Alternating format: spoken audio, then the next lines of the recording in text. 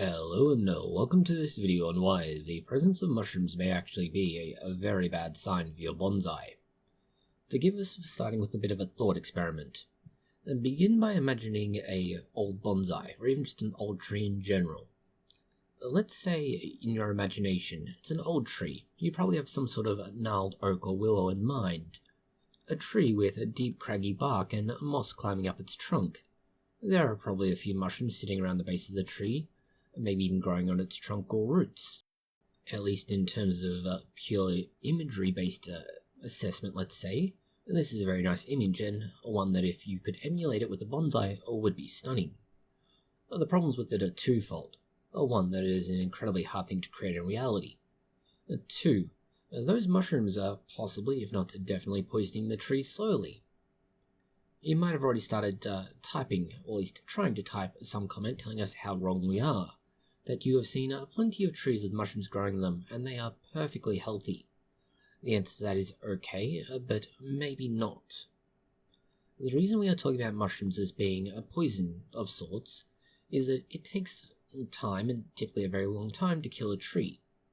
For example, if you are farming shiitake mushrooms, let's say commercially, it can take more than a year under ideal conditions to colonize a tree or log that has been heavily seeded with spore, plugs, or other inoculation method of your choice. Understand, this can be tens, possibly hundreds of these plugs, right throughout the entirety of the log. By contrast, nature is much slower in its spread, and it doesn't have the nice convenient access points you've made. It's also far less voluminous in its amount of spore. This is why a shiitake log will also stop yielding after 4 to 6 years, due to the complete consumption of all materials available. But a naturally occurring shiitake colony may not ever outcompete its host tree. May not being the operative phrase there. If the mushroom is of a kind that feeds on trees, whether alive or dead, they will still hurt your bonsai. And so we describe it as a poison of sorts. The fact it doesn't kill the tree doesn't mean it's not bad for its health. So now you understand the basic reasons for this video, let's get into the details, or perhaps we should say the fruit of this video, since technically mushrooms aren't a meat. Mushrooms are more an indicator of fungal activity, rather than the actual fungal activity itself. They are the fruiting body from the mycorrhiza that you don't see. Mushrooms are the visible reproductive structure of fungi, and the rest of it will live as a network of mycelium, this being a thread-like structure that is, in many cases, in soil, for your more common, say, a button mushroom, or, importantly here, wood or other organic material. Fungi-associated trees will typically fall into 3 kinds of categories: mycorrhizal, saprophytic, and parasitic. The types of fungi determines whether or not a mushroom is a signal for a big problem, less of a problem, or no problem at all. A mycorrhizal fungi will form a sort of symbiotic relationship, but with the tree roots.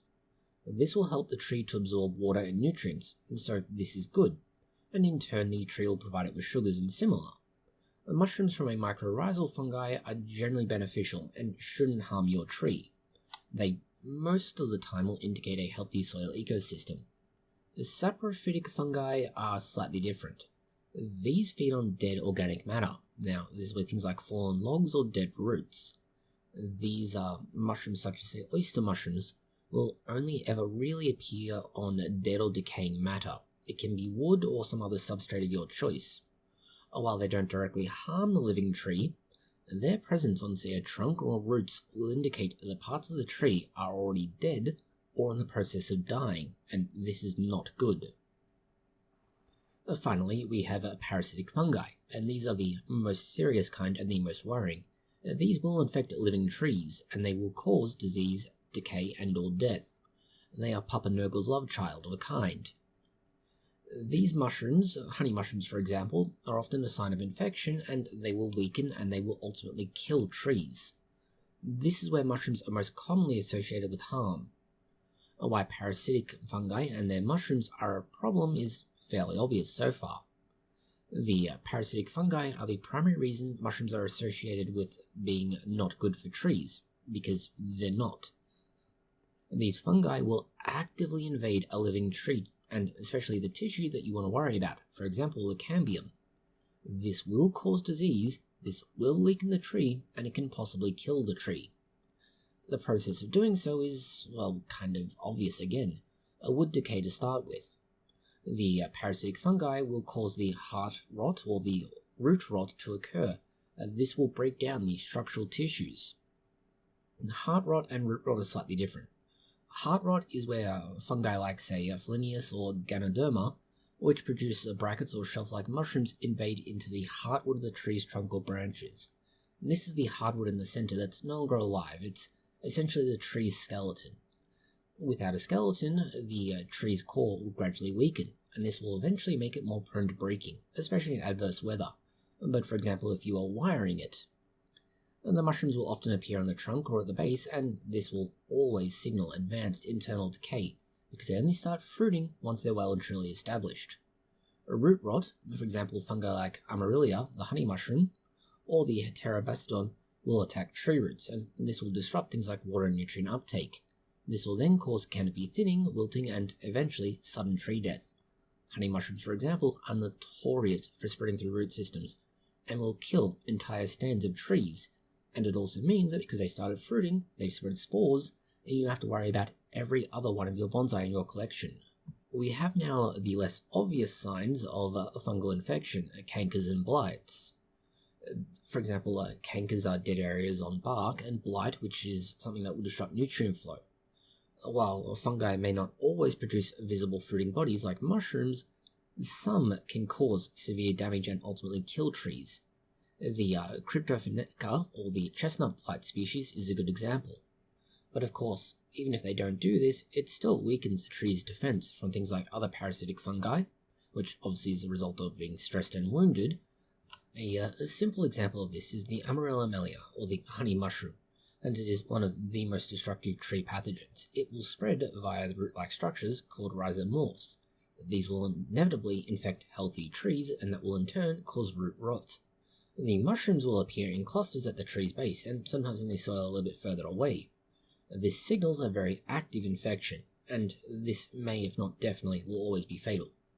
The other thing is, though, that you now have one species opening the door to all the other species, because once the honey mushroom has caused the tree to be weakened and possibly dead, those that feed on dead trees will move in to take over, or those that feed on living trees may move in to take advantage of its weakened state. Mushrooms are more a sign of a tree problem than they are necessarily the direct cause of a tree problem, but the two aren't necessarily inseparable.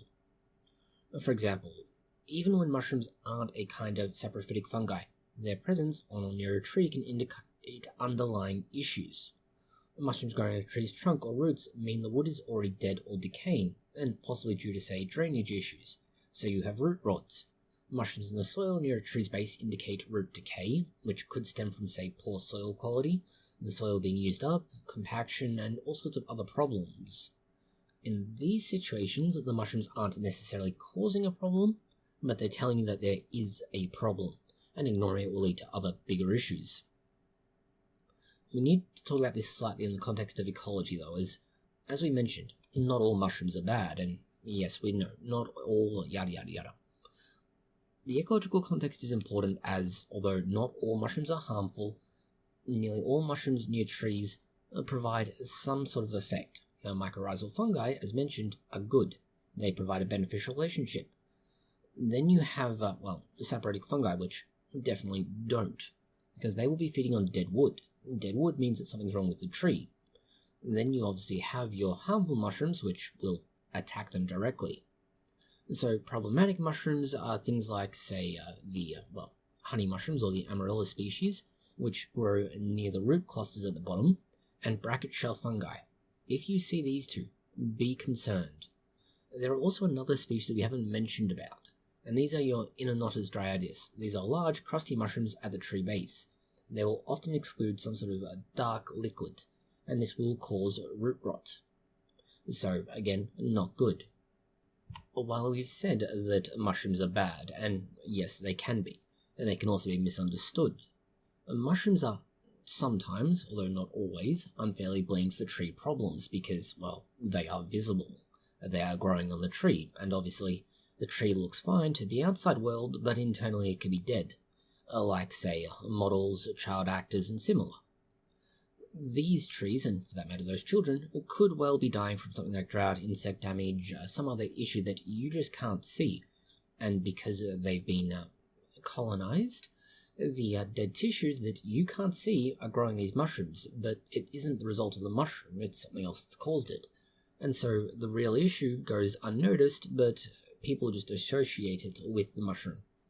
So to manage and kind of, but not necessarily prevent, you want to, obviously keep an eye out for mushrooms. If you see a mushroom growing on your tree, panic. But you may not necessarily see that first. You may get lucky and say notice that there's mycorrhiza in the soil or coming out of the tree at some point, particularly during repotting. So first of all, diagnoses. If you can, consult someone in your area who's familiar with trees. Arborists are the obvious call, but are not always necessary. Sometimes you can get away with not doing that. You just want to assess the tree health to start with. Things like canopy thinning, the bark cracking, or a leaning trunk are always signs that something's gone terribly wrong. If a tree is heavily infected, like with say honey mushrooms, you may literally need to cull it from your collection and burn it. Fire will solve your problem, not solve your bonsai, but solve the infection risk, at least for now. You then want to look at improving the tree health, so reduce stress. You want to keep the water up. You want to make sure that you have a nice multi-layer over it to avoid water disappearing. You want to make sure drainage is proper. You want to fertilize them and so on. You may be able to use a fungicide. There's a big caveat to this. It's rarely going to be effective against established wood decay fungi because they're just so massive at that point that anything you can apply will really just not be enough without killing the bonsai. You may be able to get away with some foliar applications, particularly for canker diseases from fungi, or mushrooms in this case, but it's only in the early stages. And finally, remove the mushrooms. Removing the mushrooms won't stop the disease, but it can and definitely will, if you catch it early enough, stop the spread of spores. In conclusion, mushrooms aren't universally bad, but, if you are seeing them, something has gone terribly, terribly wrong. The mycorrhizal fungi are going to be beneficial because, they share resources. Saporitic fungi are kind of neutral in that they're not actually the cause of something going wrong, but they're a sign something has gone terribly wrong. Mushrooms from a parasitic point of view, these are evil and they need to be destroyed. Although apparently they may be tasty, we're just not quite sure and we're not game to introduce them to our yard or collection. Finally, mushrooms near a tree's base often indicate an underlying issue, and this is the first thing to check. Even if the fungi is saporitic, they may indicate there's damage to the roots.